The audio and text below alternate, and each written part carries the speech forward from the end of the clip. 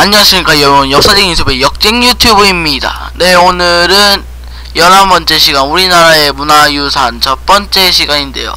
네, 다음은 우리나라의 문화유산이 2인데, 왜냐면은 제가 소개할 우리나라의 문화유산이 너무 많아가지고 이렇게 여러 편으로 나누어서 이렇게 우리나라의 문화유산 시리즈를 하기로 했습니다. 자, 그럼 이제 시작하기 전에 강의용 자료이고, 이 자료는 강의용 자료입니다. 그리고 무단 배포 금지하고, 그 다음에 다른 곳에다 올리고 싶을 경우에 블로그 댓글에다가 제 허락을 받으시고, 그 다음에 그 블로그 명을 밝혀주시면 감사하겠습니다. 자, 그럼 이제 수업을 한번 시작해보도록 할까요? 자, 첫 번째 석굴암입니다. 석굴암은 통일신라 시대 경도왕 때 김대성이라는 재상이 만든 절이다. 여기 김대성, 근데 이 김대성이라는 재상에게는 그 탄생 설화가 있습니다. 이 사람이 전생에도 김대성이라는 이름으로 살았는데, 그 경주에서 모량리라는 가난한 지역에서 살고 있었대요. 근데 스님이 시주라라고 하니까 그 김대성이라는 소년이 이렇게 땅을 바쳤대요. 자기에게 몇 마지기밖에 없는. 근데 그러고 나서 갑자기 죽었는데, 어머니는 뭐는 업은 무슨 업이냐고 그러면서 막 울면서 그렇게 했다고 하는데, 딱 그날 그 부잣집에서, 하늘에서 부잣집에 딱 그런 말을 했대요. 모량리에 살던 대성이란 아이가 죽었는데 너희 집에서 다시 태어날 것이다 라고 그렇게 하고, 그 다음에 10개월 뒤에 태어났는데 거의 한 일주일 동안 손을 안 핀대요. 그러다가 이렇게 일주일째 되는 날 그냥 일부러 손을 펼치니까 거기에다 금패로 김대성이라고 그렇게 되어서 이름은 김대성은 됐고, 그 다음에 모량리에 살던 그 전생의 어머니를 같이 모셔서 살게 되는데, 전생의 어머니를 위해서는 이 석굴암을 짓고, 그 다음에 현생의 부모를 위해서는 불국사를 지었다는 그런 설화가 있습니다. 그리고 석굴암 원래는 석불사라고 불리는데, 여기서 석불사는 돌석자에 부처 불자 그리고 절 사자입니다. 네, 그러면 석불사라 불렸으나 후에 석굴암이라는 명칭으로 바뀌게 되었는데요. 이것은 사실 석불사도 절인데, 다만 사람들이 석불사 석굴암이라고 부르는 이유는, 다만 그거 석불사를 약간 그런 작은 단위 암자로 보는 그런 경우이기 때문인데요. 석굴암에는 그리고 원래 40개의 불상과 작은 석탑이 하나 있었습니다. 네, 그게 이게 바로 불상인데 한번 보여드리도록 하겠습니다. 네, 이거는 그 맨 앞부분에 있는 그 팔부신중이라는 그 보호하는 8개의 신인데요. 네, 여기서 질문 하나 가겠습니다. 아마 이런 것들 만화를 많이 보신 분들도 잘 알 것 같은데, 정답을 맞추시는 분에게는 주소와 같이 올려주시면 제가 약간의 그런 선물 같은 걸 보내드리도록 하겠습니다.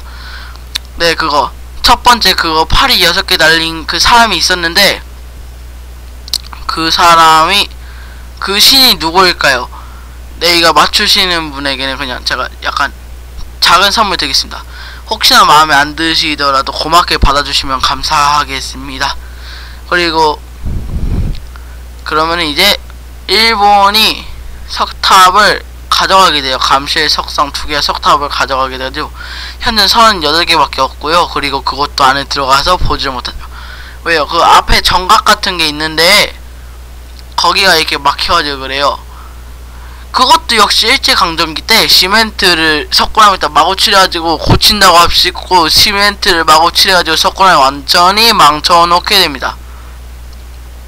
그러고 일본은 광복이 되고 나서 도망가버리고, 석굴암은 지금도 유리창에서 에어컨과 습기 제거제 맞으며 서서히 갈라져 가고 있는데, 언제 무너질지를 몰라요.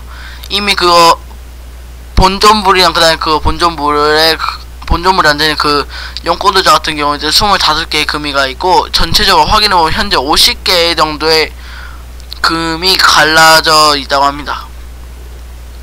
네, 일본은 그냥 당장 자기네 신식 기술만 생각하고 그렇게 한 건데, 옛날에 그 기술을 나중에 어떻게 복원해야 할지 생각을 못하고 지금에만 생각을 하고 그렇게 했어요. 근데 석굴암이 1000년 동안 저절로 습기 제거제를 가진 그런 석굴이었는데 일제강점기 때 그 기능을 완전히 잃어버리게 됐다고 보시면 되겠습니다. 사실 석굴암 밑에는 그 작은 샘물이 하나 있는데요. 거기서 뭐 수증기가 뭐 안개 같은 게 생겨가지고 거기에 물방울이 맺히게 되면요, 그 석굴암이 이렇게 약간 막 이끼가 끼고 그렇게 돼요. 근데 그게 그렇게 되면 석굴암 바닥으로 그 안개 같은 게 다 내려가지고 그쪽에서 물이 다시 흐르게 되는데, 그게 바로 감노수라고 하는 그 토암산에 있는 이게 물인데요. 지금도 나오고는 있는데 그 다른 곳에서 나오게 해버려가지고 그쪽은 지금 석굴암 밑에는 그렇게 되어 있고, 그 다음에 현재는 에어컨하고 습기 제거제를 이렇게 계속 하고 있어요. 사실 그것도 그나마 나은 방법이라고 할 수 있는데, 왜냐면 그 이전에 일제강점기 때는 이끼가 막 끼기 시작하니까 막 뜨거운 증기를 막 이렇게 석굴암에다가 뿌렸는데 오히려 상황이 더 심각해지다가 일본이 광복이 되니까 그냥 도망가 버리고 석굴암은 그 상태에 남겨지다가 거의 한 70년대나 되어서야 거의 뭐 상황이 심각해져서야 이렇게 복원전을 시작하는데, 그것도 어떻게 할 수가 없어요. 일단 그냥 거기다 또 시멘트를 또 이렇게 덧붙이게 돼요. 시멘트를 2번 하는 거죠. 그 다음에 이번엔 또 차가운 증기로 또 석불사에다 차가운 증기를 뿌리게 돼요. 그러니까 그것도 오히려 더 상하겠죠.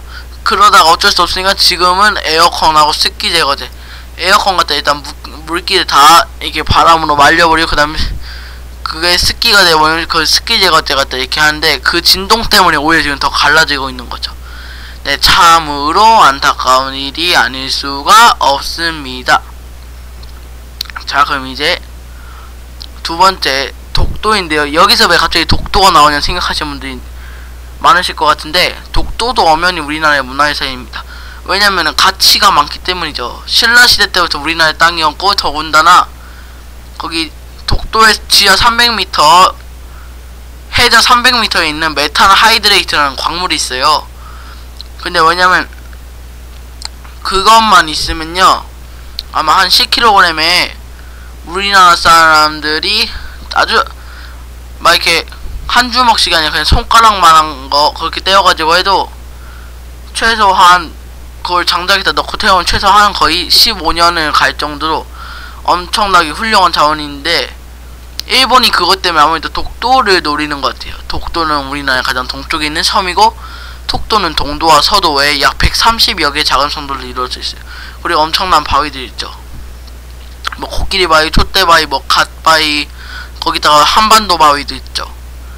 그리고 이곳은 수많은 생태계의 생물들 살고 있는 생태계의 보고인데다가, 그 다음에 그쪽 밑에서는 다양한 물고기들이 살고 있기 때문에 엄청나게 중요한 곳이에요.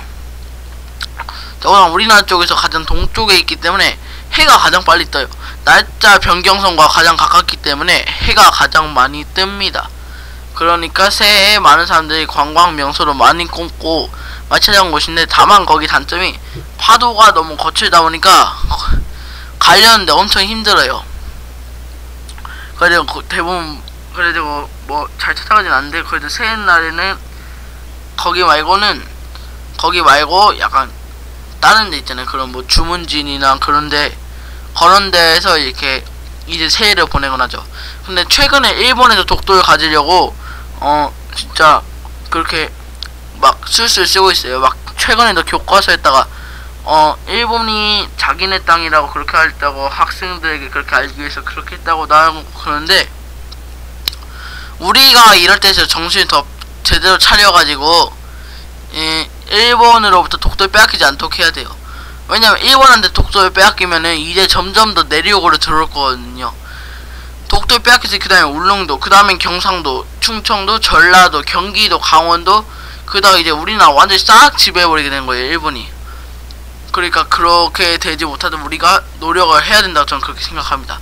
그리고 더군다나 이미 삼국시대 때부터 노래에 나오잖아요. 지중왕 13년 섬나라 무상국. 이때 이때부터 이미 신라의 땅이었고, 그 다음 조선 때에도 일본이 그린 조선지도에 울릉도 독도의 한국 땅이라고 표기해놨어요. 더군다나 안용복 선생님께서 노력하신 덕분에 일본은 완전히 그냥 우리 독도랑 울릉도를 우리 땅에 표기해놨는데, 한참 지난 지금을 한국 땅이라고 하지 않고 자기네 땅이라고 우기는 것은 이게 말이 안 되는 것이죠. 자, 그럼 여기서 이제 독도 사진을 또 한번 봐보러 가야 되겠죠.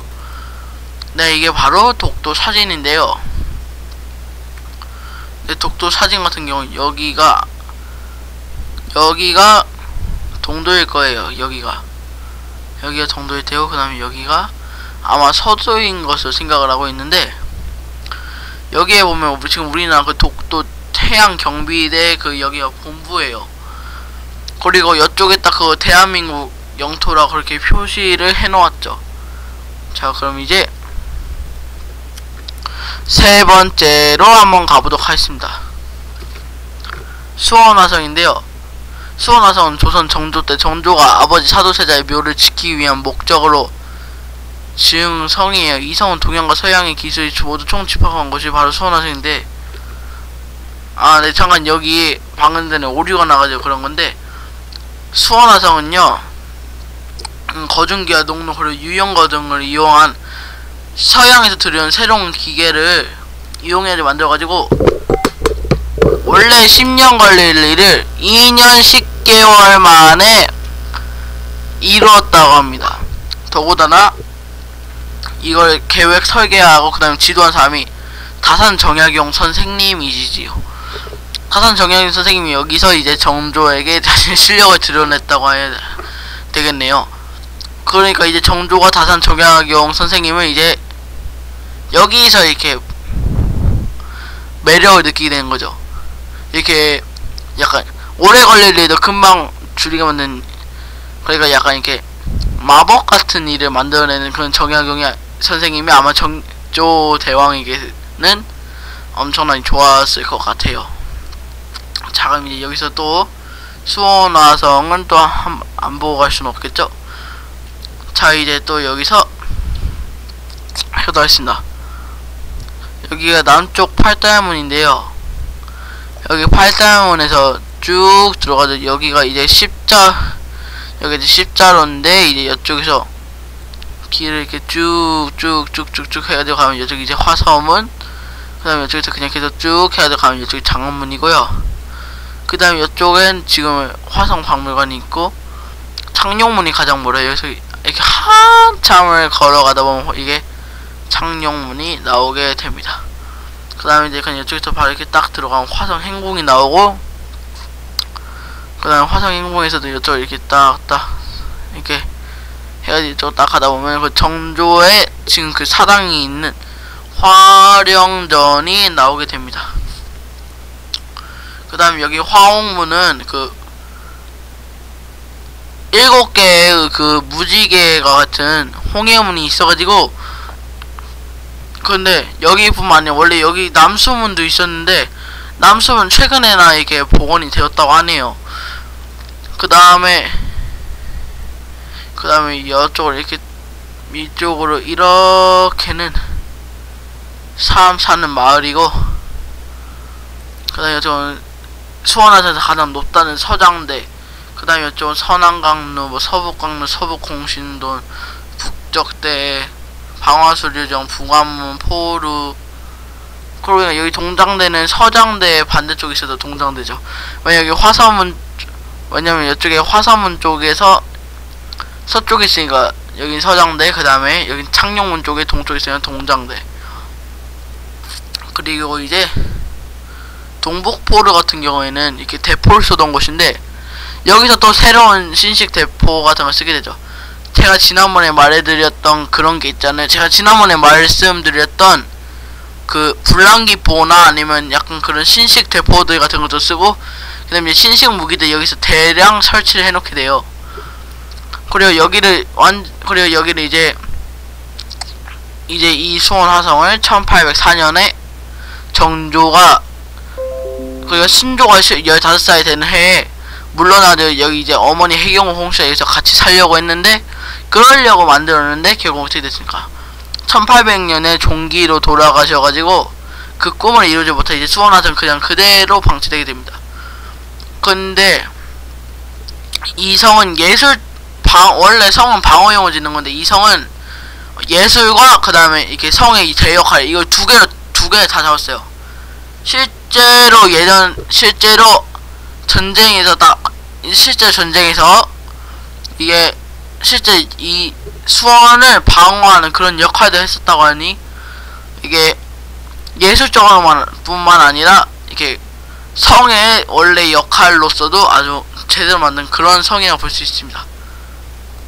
자, 그럼 그 다음에 이제 이거는 자 별도 준비해 본 건데요. 별도 준비한 게 이게 있는데요. 자, 이제 여기서 활쏘기 체험, 이제 이쪽에 동장대에서 활쏘기 체험을 할 수 있고, 그 다음에 이제 이쪽에 이게 딱 뜨는데 이게 많이 어둡기 때문에 일단 이거는 패스하도록 하겠습니다. 그 다음에 이제 화성열차 승차장에 가지고 이렇게 갈 수도 있고, 효원의 종, 아마 제가 그때 봤던 게, 제가 그때 예전에 여기 한번 간 적이 있었는데, 그때 점심때 여기 행궁 근처에 있는 데서 뭐 밥을 먹었어요. 근데 그때 뭔 종이 있는데 그게 뭔가 했는데 아마 그때 그게 효원의 종이었습니다. 그리고 이제 여기 쪽도 화성열차 승차장이 있고, 그 다음에 이제 이쪽에서 창녕문 쪽에서 이제 이렇게 딱 들어와가지고 화성인구관 정조대왕 능행차 연시 체험 구간이 있습니다.